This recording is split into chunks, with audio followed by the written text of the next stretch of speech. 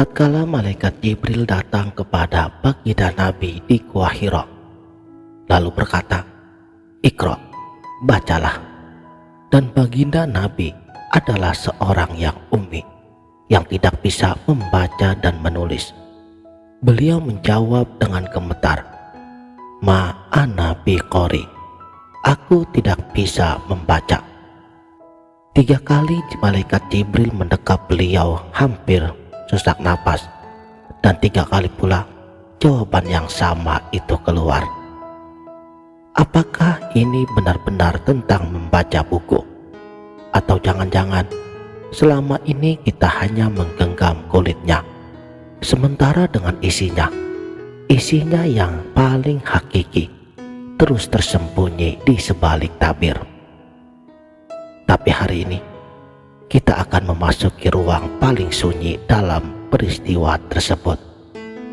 Kita akan menyelami makna yang membuat para wali menangis, yang membuat para arif bergeming dalam kontemplasi berabad-abad lamanya. Ternyata di balik perintah Iqra tersembunyi rahasia kosmik yang jika terbuka akan membuatmu sadar bahwa selama ini kita hidup bagai dalam mimpi.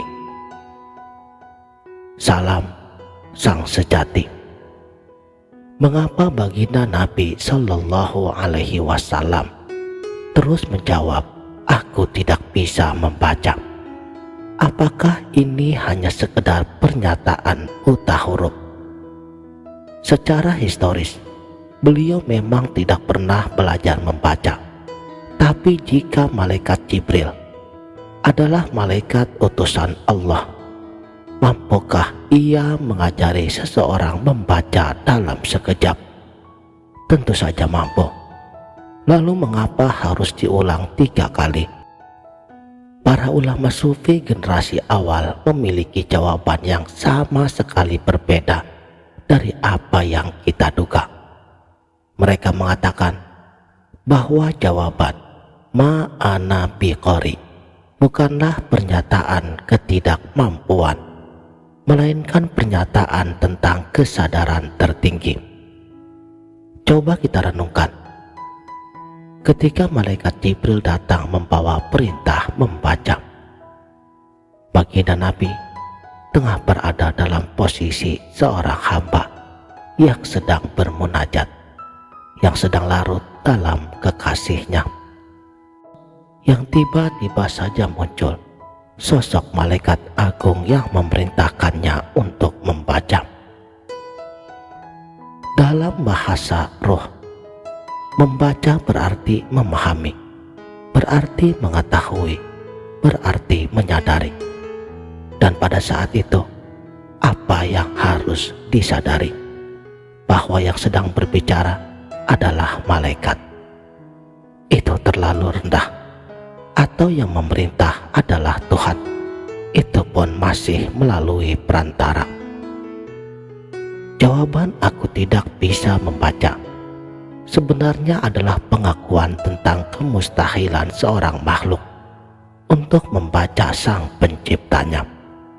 Ini adalah pengakuan tentang keterbatasan, tentang kefanaan, tentang ketidakmampuan akal untuk menjangkau yang tak terjangkau. Ini adalah puncak adab seorang hamba di hadapan Tuhannya. Dekapan Jibril yang pertama bukan sekedar fisik, itu adalah simbol peleburan ego. Jibril mendekapnya hingga hampir napas beliau sesak. Nafas yang dalam tradisi sufi adalah simbol kehidupan duniawi, simbol kesadaran manusiawi. Dan ketika nafas itu hampir putus, ketika kesadaran manusia itu hampir padam, barulah yang tersisa adalah kesadaran murni. Barulah yang berbicara bukan lagi Muhammad sang manusia, melainkan baginda Muhammad hakiki, sang kekasih Allah. 3 kali dekapan, 3 kali peleburan, Inilah yang dalam istilah tasawuf disebut sebagai tajrid, pengosongan diri dari segala sesuatu selain Allah. Setelah benar-benar kosong, barulah kalimat Iqra bismi rabbika. Perhatikan baik-baik, bukan Iqra bismillah, tapi Iqra bismi rabbika. Bacalah dengan nama Tuhanmu. Kata Rabbika, Tuhanmu, di sini menggunakan kata ganti kepemilikan yang intim. Ini bukan lagi Tuhan yang jauh di langit. Ini adalah Tuhan yang telah menjadi miliknya, yang telah meresap dalam seluruh pori-pori rohnya. Sekarang kita sampai pada pertanyaan besar. Apa sebenarnya yang harus dibaca? Jika jawabannya adalah Al-Quran, itu terlalu sederhana. Karena Al-Quran belum turun seluruhnya pada saat itu. Jika jawabannya adalah alam semesta, itu juga terlalu umum. Karena alam semesta sudah ada sejak Nabi Adam alaihi salam. Para arif, mereka mengatakan bahwa yang diperintahkan untuk dibaca pada saat itu adalah sesuatu yang lebih agung dari langit dan bumi, lebih halus daripada roh, lebih dekat daripada urat leher. Yang diperintahkan untuk dibaca adalah kitab diri sang Nabi sendiri, tapi bukan diri lahiriahnya, melainkan hakikat dirinya yang abadi di sisi Allah. Dalam tradisi sufi, setiap manusia memiliki apa yang disebut sebagai a'yan sabitah, entitas tetap yang tidak pernah berubah, yang berada di dalam ilmu Allah sejak azalinya. Inilah potensi diri kita yang sesungguhnya, diri kita yang sejati, yang belum tercampur dengan kotoran dunia, yang belum ternoda oleh dosa, yang belum terikat oleh ruang dan waktu.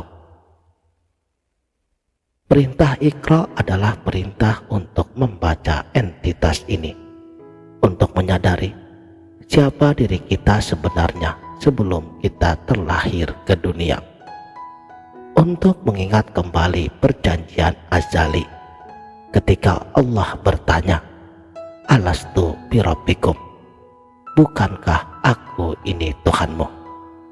Dan kita menjawab, Bala syahidna, benar, kami bersaksi, untuk membaca kembali teks primordial yang tertulis dalam roh kita sebelum dunia ini diciptakan. Inilah sebabnya mengapa Al-Quran menyebut dirinya sebagai zikir peringatan, karena isinya bukanlah hal yang baru, melainkan sebagai pengingat dari apa yang sudah kita ketahui di alam roh. Bayangkan, kita memiliki sebuah cermin yang sangat bersih. Cermin itu mampu memantulkan cahaya dengan sempurna, tapi kemudian debu menempel. Setahun, 2 tahun, 10 tahun, hingga cermin itu tak lagi memantulkan cahaya. Dan Iqra adalah perintah untuk membersihkan cermin tersebut, untuk mengelap debu-debu dunia, hingga yang tersisa hanya cahaya asli yang memancar darinya. Itulah mengapa para waliullah, mereka bisa mengetahui hal-hal yang gaib, bukan karena mereka punya kekuatan super, tapi karena mereka telah membersihkan cermin hatinya, hingga mampu membaca apa yang tertulis di Lauh Mahfuz. Mereka membaca bukan dengan mata kepalanya, tapi dengan mata hatinya. Mereka membaca bukan dengan membuka kitab, tapi dengan membuka tabir. Saudaraku, penyimak setia channel Sang Sejati, sekarang mari kita bedah satu kata yang sering kita lewatkan, Bismi Rabbika. dengan nama Tuhanmu. Apa artinya membaca dengan nama Tuhan? Bukankah selama ini kita selalu membaca dengan nama kita sendiri, dengan akal kita sendiri, dengan kesadaran kita sendiri? Disinilah letak rahasia paling dalam yang membuat para sufi bergeming. Huruf ba dalam Bismi Rabbika bukanlah sekedar kata depan biasa. Dalam ilmu huruf yang diajarkan oleh para arif, setiap huruf memiliki makna kosmik. Huruf ba misalnya, ia adalah huruf pertama dalam Al-Quran, huruf yang dengannya alam semesta diciptakan. Ketika Allah berfirman, kun, jadilah, huruf pertama yang keluar daripada kun adalah ba, karena ia adalah titik asal penciptaan. Dan secara khusus, saya sudah membahasnya pada video sang sejati lainnya. Para sufi mengatakan bahwa huruf ba melambangkan barzah, alam antara, penghubung antara yang mutlak dengan yang terbatas. Ia adalah jembatan antara Tuhan dan hambanya. Maka ketika Jibril berkata, Bismi Rabbika, ia sedang mengatakan, bacalah dengan menjadikan dirimu sebagai jembatan. Bacalah dengan menyadari bahwa kamu adalah penghubung antara langit dan bumi. Bacalah bukan sebagai manusia biasa, tapi sebagai manifestasi sempurna daripada asma-asma Allah. Ini adalah level di mana seorang hamba tidak lagi membaca tentang Tuhan, tapi Tuhan yang membaca melalui dirinya. Ini adalah level fanafilah, meleburnya kesadaran hamba ke dalam kesadaran ilahi. Pada level ini, yang membaca sebenarnya adalah Allah, dan yang dibaca juga adalah Allah. Hamba hanya menjadi medium, menjadi cermin, menjadi tempat tajalli diri rahasianya. Sekarang, apakah kamu mulai menangkap betapa dalamnya lautan ilmu ini? Iqra bukan sekedar perintah membaca buku. Ia adalah perintah untuk menyaksikan Tuhan melalui dirimu sendiri. Ia adalah perintah untuk mencapai makom di mana engkau tidak lagi melihat, tapi dilihatkan. Tidak lagi mengetahui, tapi diketahui. Tidak lagi membaca, tapi dibacakan. Inilah yang dimaksud dalam hadis qudsi. Hambaku senantiasa mendekatkan diri kepadaku dengan amalan-amalan sunnah hingga aku mencintainya. Jika aku telah mencintainya, maka aku menjadi pendengarannya yang ia gunakan untuk mendengar, menjadi penglihatannya yang ia gunakan untuk melihat, menjadi tangannya yang ia gunakan untuk memegang, dan menjadi kakinya yang ia gunakan untuk berjalan. Ketika kita sudah sampai pada level ini, maka setiap huruf Al-Quran yang kita baca, kita tidak lagi membacanya, tapi ia membacakan dirinya sendiri melalui diri kita. Setiap ayat yang turun, kita tidak lagi memahaminya, tetapi ia memahami dirinya sendiri melalui diri kita. Inilah puncak dari perintah Iqra, mencapai makom di mana engkau adalah Al-Quran yang berjalan. Sekarang, setelah kita menyelami samudra makna ini, pertanyaan terakhir yang harus kita jawab adalah, lalu apa implikasinya bagi kita? Bagi kamu yang sedang mendengarkan video sang sejati ini, apakah semua ini hanya sebatas teori indah yang tak bisa kita raih? Tidak, justru karena kita bukan seorang nabi, justru karena kita manusia yang penuh dengan dosa, Justru karena kita jauh daripada kata kesucian, maka memahami Iqra di level ini menjadi semakin penting. Mengapa? Karena dengan memahami bahwa Iqra adalah perintah untuk menyadari hakikat diri, kita tahu persis apa yang harus kita kerjakan. Tugas kita bukan sekedar membaca buku sebanyak-banyaknya, bukan sekedar menghafal Al-Quran tanpa meresapinya, bukan sekedar datang ke majelis ilmu tanpa perubahan hati. Tugas kita adalah membersihkan cermin. Tugas kita adalah mengelap debu-debu yang menempel. Tugas kita adalah mematikan ego, hingga yang tersisa hanya kesadaran akan kehadirannya. Dalam tradisi tasawuf, ini disebut takziyatun nafs, penyucian jiwa.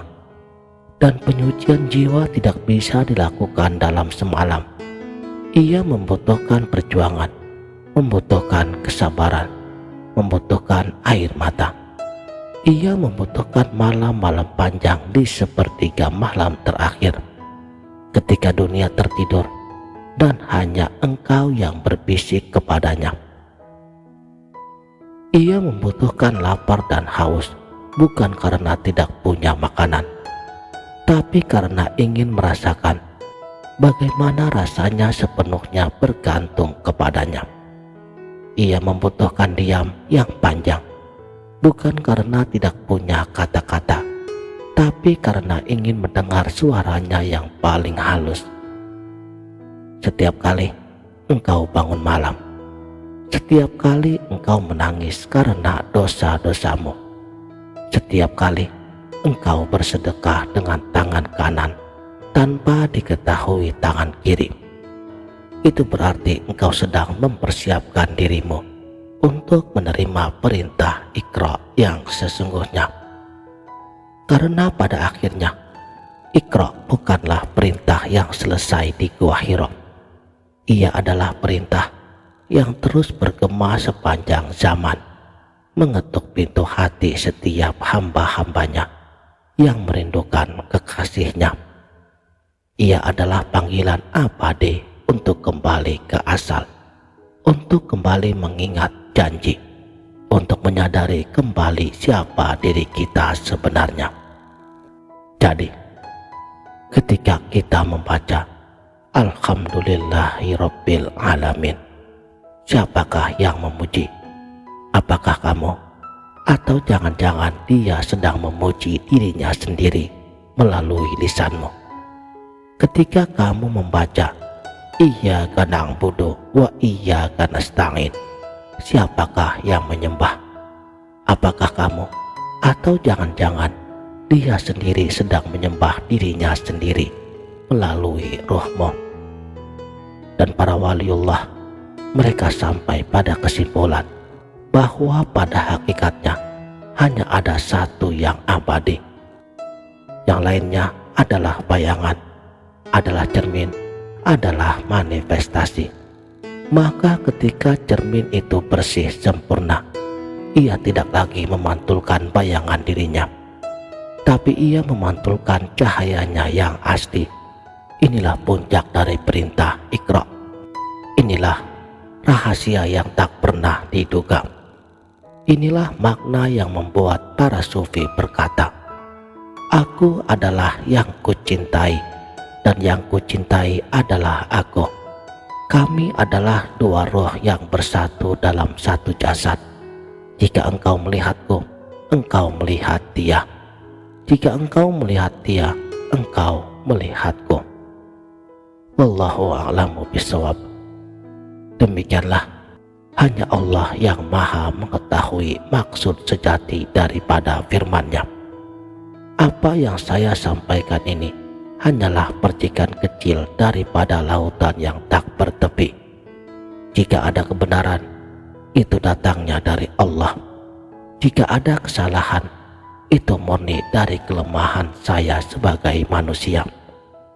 Semoga kita semua digolongkan sebagai hamba-hamba yang tidak hanya membaca dengan mata, tapi membaca dengan hati, membaca dengan roh, yang tidak hanya menghafal di dunia, tetapi dikenal di langit, yang tidak hanya dekat secara fisik, tetapi dekat secara roh. Semoga di hari kiamat nanti, ketika kita ditanya, "Iqra, bacalah kitabmu," cukuplah dirimu sendiri sebagai penghitung atasmu. Kita tidak gagap menjawabnya, karena selama di dunia kita telah berlatih membaca kitab diri kita sendiri, membaca kehadiran Tuhan dalam setiap helaan napas, membaca cintanya dalam setiap detakan jantung. Wallahu a'lamu bishawab. Sekianlah, salam